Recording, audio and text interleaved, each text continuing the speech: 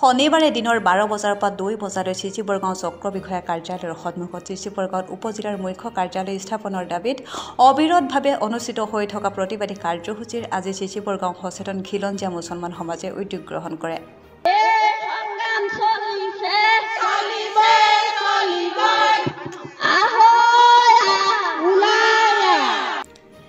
প্ৰতিবাদৰ আজি অষ্টম দিনত বৃহত্তৰ চিচিবৰগাঁও ৰাইজৰ ন্যায্য প্ৰাপ্তিৰ অধিকাৰ সংগ্ৰামত উদ্যোগ গ্ৰহণ কৰে চিচিবৰগাঁও সচেতন খিলঞ্জীয়া মুছলমান সমাজে।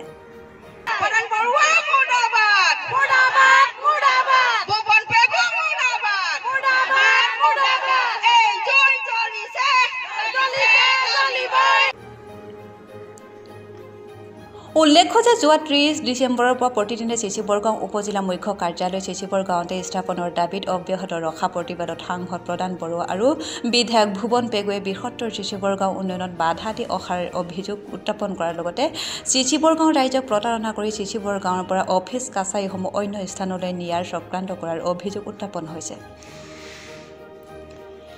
সেয়েহে আজিও চিচিবৰগাঁৱৰ ৰাইজৰ প্ৰতিদিনৰ দৰে বৃহত্তৰ চিচিবৰগাঁৱৰ ৰাইজে ঐক্যবদ্ধ হৈ চিচিবৰগাঁও উপজিলা মুখ্য কাৰ্যালয় চিচিবৰগাঁৱত স্থাপনৰ দাবীত চিচিবৰগাঁও চক্ৰ বিষয়া কাৰ্যালয়ৰ সন্মুখত প্ৰতিবাদ সাব্যস্ত কৰে আৰু আজিৰ প্ৰতিবাদী কাৰ্যসূচীৰ জৰিয়তে চিচিবৰগাঁও সচেতন খিলঞ্জীয়া মুছলমান সমাজে অসমৰ মুখ্যমন্ত্ৰী আৰু জিলা আয়ুক্তলৈ একোখনকৈ স্মাৰক পত্ৰ প্ৰদান কৰে আৰু চিচিবৰগাঁও উপজিলা মুখ্য কাৰ্যালয় চিচিবৰগাঁৱতে স্থাপনৰ দাবী উত্থাপন কৰে।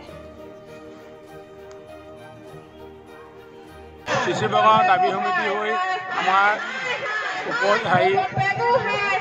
উপজিলা আৰু কাৰ্যালয়বিলাক চিচিবৰগাঁৱতে হ'ব লাগে বুলি দাবী সমিতি আমি আন্দোলন চলাই আছোঁ অবিৰতভাৱে।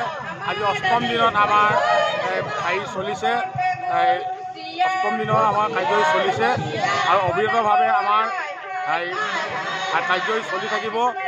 আমাৰ দাবী নমনালৈকে আমি এই কাৰ্যসূচী চলাই থাকিম।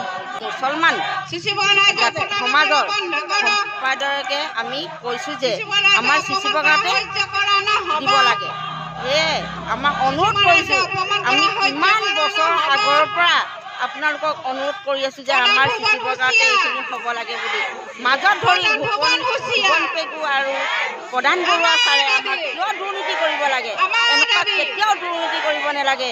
যিহেতু আমাক চকুৰ পানী দুই ধাৰে বৈ গৈছে সমূহ ৰাইজ চিচিবৰগাঁও ৰাইজে আৰু এই আমাৰ মুছলিম জাতিৰ সম্প্ৰদায়ে আপোনাক অনুৰোধ কৰিছোঁ যে আমাৰ এই অফিচটো আমাৰ ইয়াতে হ'ব লাগে বুলি আমি অনুৰোধ কৰিছোঁ। আপোনালোকক বহু বন কাটি কৰি এই মিটিং আকাৰে আপোনালোকক অনুৰোধ কৰিছোঁ যিহেতু আমাৰ অফিচটো আমাৰ চিচিবৰগাঁৱতে স্থাপন হ'ব লাগে বুলি নমস্কাৰ জনাই অনুৰোধ কৰিছোঁ। চিচিবৰগাঁও এই কেন্দ্ৰীয় স্তৰত যিহেতু কাৰ্যালয়বিলাক আছে, কাৰ্যালয়বিলাক আমি শুনি পাইছোঁ যে ইয়াৰ পৰা সেই চিলাপথাৰ নিবৰ বাবে খুজিছে। গতিকে আমি দুখিত, যিহেতু চিচিবৰগাঁৱৰ নাম অনুসৰি আমি উপজিলা পাইছোঁ, চিচিবৰগাঁও সমষ্টি পাইছোঁ। গতিকে আমি হয়তো ইয়াত পুৰণা মানুহ, গতিকে এই ঠাইত অফিচবিলাক স্থাপন নকৰি ইয়াৰ পৰা স্থানান্তৰ কৰিব বিচৰা লোকসকলক আমি গৰিহণা দিছোঁ। যিকেইজন ব্যক্তিয়ে আমাৰ এই অফিচ কাৰ্যালয়বিলাক চিলাপথাৰলৈ নিব বিচাৰিছে তেখেতলোকক আমি অত্যন্ত ওপৰত দুখ পাইছোঁ। গতিকে সকলো ৰাইজক এই কাৰ্যসূচীত আমি প্ৰায় চিচিবৰগাঁও অঞ্চলৰ বাকী প্ৰায় 10,000 মানুহ আছোঁ।